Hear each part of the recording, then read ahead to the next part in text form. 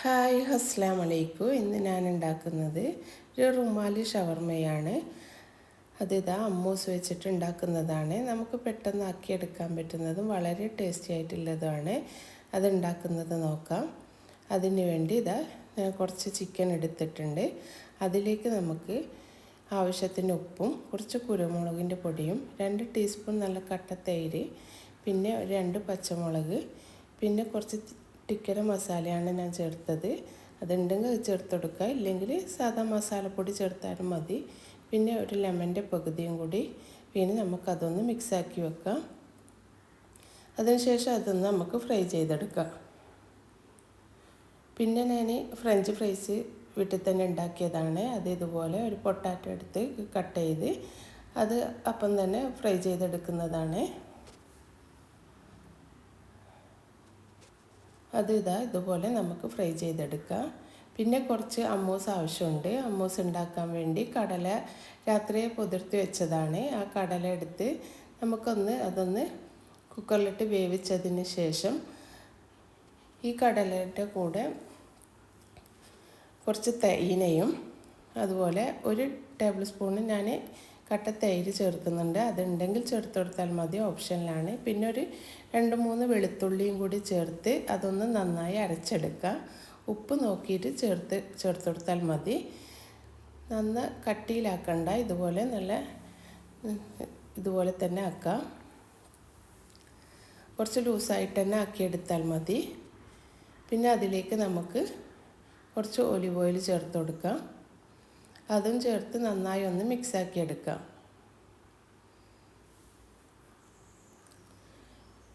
പിന്നെ നമുക്ക് ഈ ഫ്രഞ്ച് ഫ്രൈസിലേക്ക് കുറച്ച് ഉപ്പും അതുപോലെ കുറച്ച് ചില്ലി ഫ്ലെക്സും പിന്നെ എന്തെങ്കിലും ഹെർബൽസ്, അതിപ്പം ഒറിഗാനോ എന്തെങ്കിലും ആയാലും അതൊന്ന് കുറച്ചിട്ട് കൊടുത്ത് എല്ലാം കൂടി ഒന്ന് മിക്സാക്കി എടുക്കുക. ഞാനിപ്പോൾ ഇവിടെ മിക്സ്ഡ് ഹെർബലിൻ്റെ ഒന്നാണ് ചേർത്ത് കൊടുത്തത്. അതൊക്കെ ചേർത്ത് നമുക്ക് മിക്സാക്കി എടുത്താൽ മതി.